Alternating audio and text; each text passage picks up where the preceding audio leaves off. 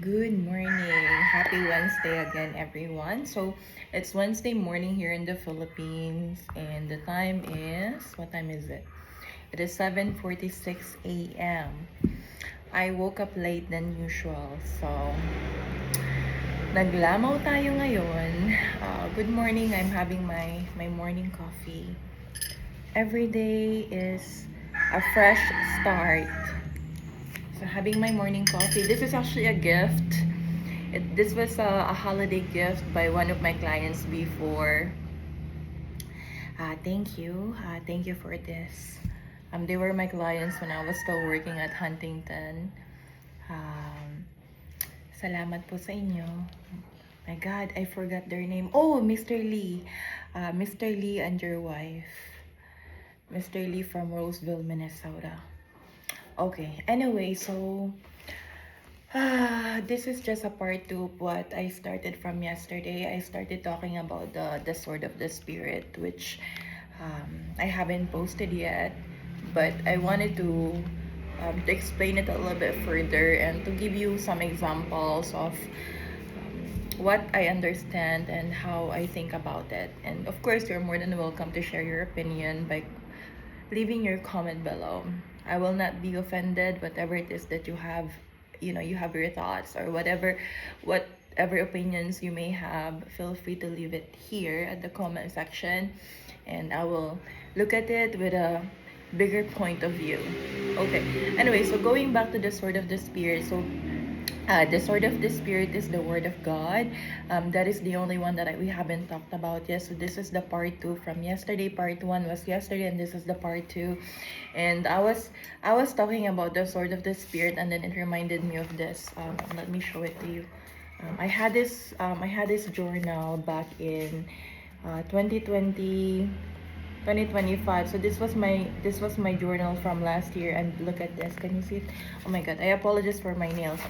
I was at the beach yesterday and I was scratching the sand because I was looking for shell. But anyway, so ito na ngayon. Oh, look.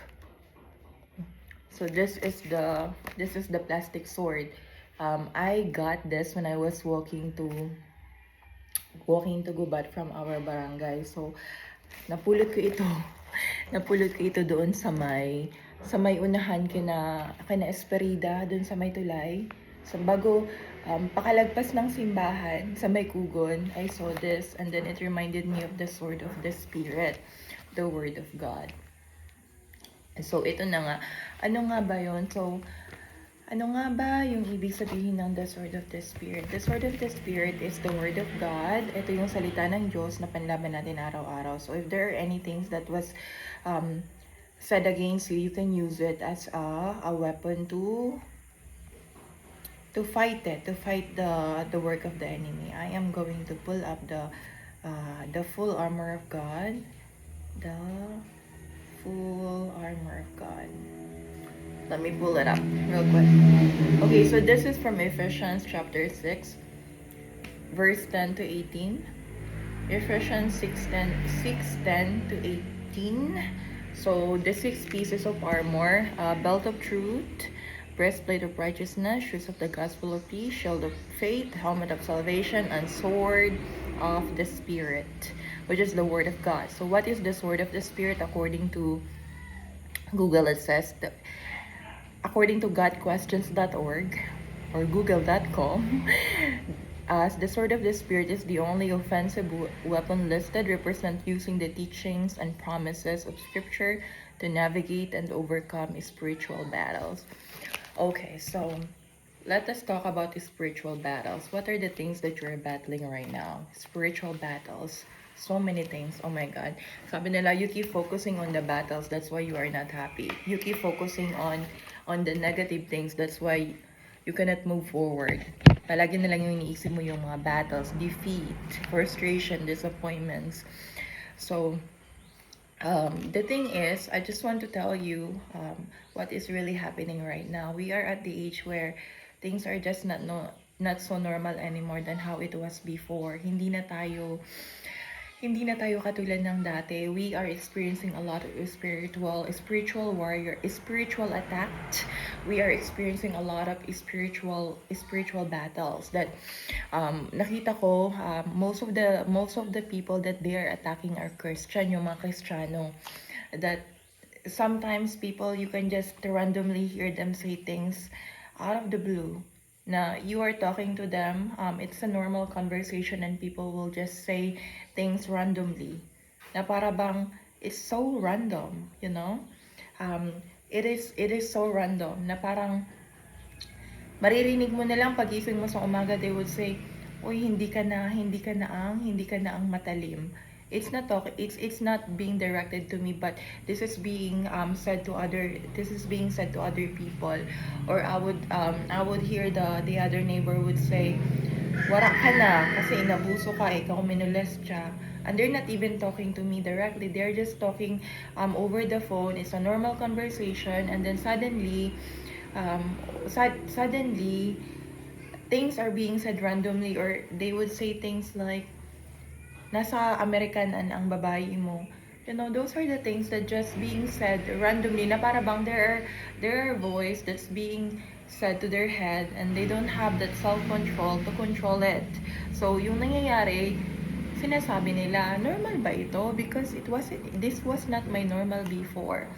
That people will just randomly say things out of the blue, na parang very insignificant or very unrelated to the conversation, na para bang you're saying something, straight line ka, nagsasalita ka ng isang topic, and then when you're talking to this person out of the blue, this person tends to have this that whisper from I don't know where, from an unknown force or unknown entity, that they will just say things randomly, you know. Naglalakad ka lang sa gubat, naglalakad ka lang kung saan-saan. You will say people say things randomly as if they knew you. Na para bang kilala ka nila. Kung akong pag-iisipin, kung mag-overthink na naman ako, I will just think that palagi ka sigurong may kasama, hindi mo alam kung yung kasama mo mga anghel ba or anghel ng kadiliman. Because sometimes people are being used as a conductor for this invisible entity to say things. 'Di ba? They are like a conductor na parang they are just a shell. They are not themselves. Wala na silang pagkatao. They don't have their identity. They've lost their identity. They became a placeholder. They are the placeholder of whatever the voices is from. They don't have that boundary anymore. They don't have that lock anymore. Their body has become an open gate that anything can enter them, that they can just say whatever they want. They don't have that self-control. They don't have that common sense. They don't have that discernment. And I don't know if it is something that we are experiencing not just here, because I've been reading a lot. This is not just a phenomenon here. This is not just something that is happening here in the Philippines. This is also happening in the US. This is also happening at another place that I'd rather not disclose. But this is worldwide. People are already affected of this. I don't know who is holding this control. That people are just saying things randomly. I am no expert when it comes to this. Sabi ko sa sarili ko, I thought I am the patient. Akala ko ako yung pasyente. Ako pala yung magda-diagnose. Ako pala yung magdi-discover. Ako pala yung susubukan kung paano ito mawala at kung paano magbabago ulit tayo at we will come back to our senses. Because we had been used, ginagamit tayo left and right for the work of the evil to be successful. Alam mo 'yon? And I'm going to cite you an example. For example, you have person A and person B. Sometimes itong person A, what if person A has an argument with person B? Itong person A na to, she is the one being seen, okay? Siya yung nakikita, she is the one that everyone knew that she is the one, right? And then suddenly person A fight with person B.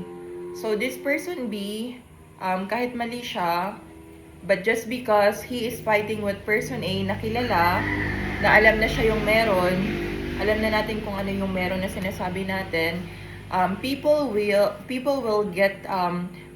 side on person B just because they want to take everything that she has, the person A, because siya nga yung meron. So their goal is to take whatever she has, this person A. So kahit mali si person B, they will give the sympathy on him, and the worst part of it is person A is being questioned, her reality, the way that you talk, the way that you communicate. And then even person B is wrong, they will team on him, on his side.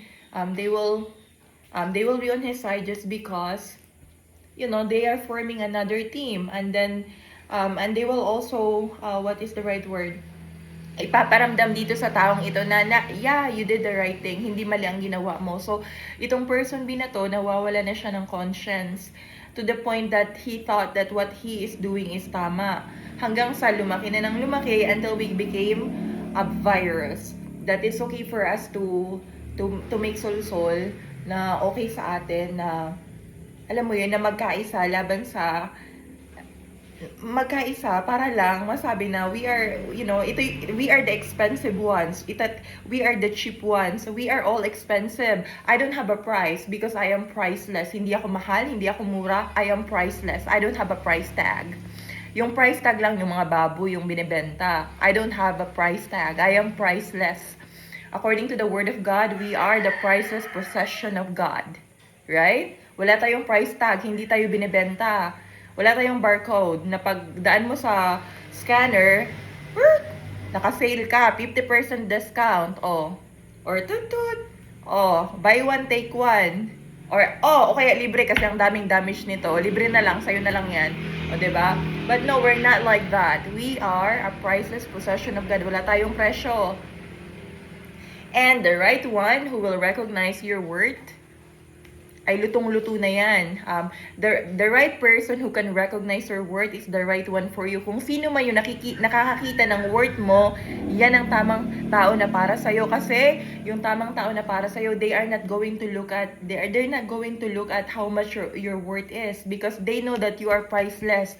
Unang tingin pa lang nila sa'yo, they knew that it's you, that you have it. You have it inside of you. You have that brilliance. You have that gold in you. And it is true that a woman's heart should be hidden, that a man should seek for it.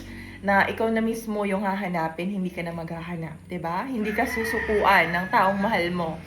And I feel so blessed and I feel so good that, there's somebody who promised that I am the last love of his life, that until he die, it is going to be me. And even with the distance, I appreciate it. Naramdaman ko yung pagmamahal, even with the distance, I don't know what tomorrow will bring. I don't know what the future will bring, because tomorrow is so uncertain. The only